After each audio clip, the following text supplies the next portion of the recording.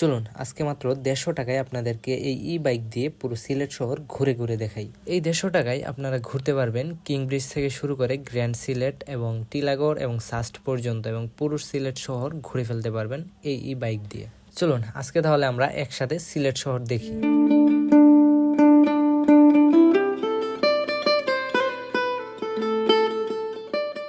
সিলেট ঘোরার জন্য আমি স্কুটি ভাড়া নিলাম। এটা হচ্ছে দাঁড়িয়াপাড়া থেকে মাত্র 150 টাকায় প্রতি ঘন্টায় ভাড়া দেই তারা।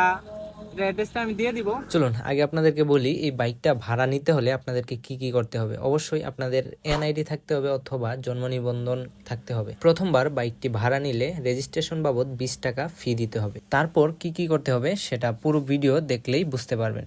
লিমিট হচ্ছে ওইদিকে সাস্ট পর্যন্ত পশ্চিমে, আর উত্তরে হচ্ছে এয়ারপোর্টে ঢোকা যাবে না, এখানে গ্র্যান্ড সিলেট পর্যন্ত আসা যাবে। দেখেন এটা যে লন্ডনে একটা বাব আছে, দেখেন কত সুন্দর রাস্তা, কত পরিষ্কার। রাস্তার দুপাশে সুন্দর সবুজ চা বাগান যা সিলেটের ঐতিহ্য বহন করে। এই যে সামনে লেখা আছে বড় করে, এই যে এখানে লেখা আছে চা বাগান 1854 গ্র্যান্ড সিলেট ঘুরে চলে আসছি। সোজা চলে আসছি এই বাইক নিয়ে লন্ডনে। ঘুরতে ঘুরতে এইদিকে টিলাগড়ের যে এমসি কলেজের মাঠ, মরারিচাঁদ কলেজের যে মাঠ, বড় বিশাল মাঠের কাছে চলে আসছি। প্রায় 1.5 ঘন্টা ধরে ঘুরতেছি বাইক নিয়ে সিলেট শহরে। অনেকটা জায়গা ঘুরছি।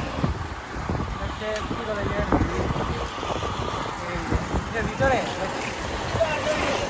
অনেকগুলা টিম খেলতেছে, ভিতরে ফুটবল ক্রিকেট খেলতেছে। এখন গিয়ে বাইকটা জমা দিয়ে দিব। প্রায় 1.5 ঘন্টা হয়ে গেছে, 4 মিনিট কম 2 ঘন্টা রাইড করলাম। 290 টাকা বিল আসছে, যেহেতু পার ঘন্টা 150 টাকা, তাই আমার এটা যেহেতু 2 ঘন্টা থেকে 4 মিনিট কম, তাই 140 টাকা। আগে অ্যাডভান্স করছিলাম 150 টাকা। আপনারা যারা রাইড করতে চান তারা চলে আসতে পারেন।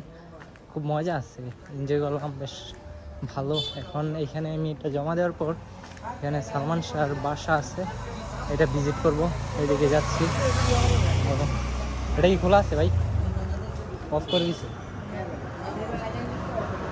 ও, খুব আশা করে আসছিলাম ভিতরে দেখার জন্য, বাট এটা সন্ধ্যার পর অফ হয়ে গেল, যার কারণে ভিতরে যেতে পারিনি। বাহির থেকে একটু দেখে চলে আসলাম। হয়তোবা অন্য কোনো একদিন আসলে, প্রতি শুক্রবার শুনছি খোলা থাকে, অন্য কোনো দিন আসলে অবশ্যই এটা আমি ভিজিট করে যাব। আর সালমান শাহ বাসার লোকেশনটা আমি আপনাদেরকে বলি, এটা হচ্ছে আপনার দাঁড়িয়াপাড়ার 20-21 নম্বর মেঘলা 21 নম্বর বাসা, যেটা এটা হচ্ছে ওনার বাসাটা। আর এইদিকে যদি আপনারা পাঁচবাই রেস্টুরেন্টে আসেন, ঠিক এটা রাস্তা ধরে ভিতরে দাঁড়িয়াপাড়াতে ঢুকলেই যে কাউকে জিজ্ঞেস করলেই আপনাকে বাসাটা দেখিয়ে দেবে।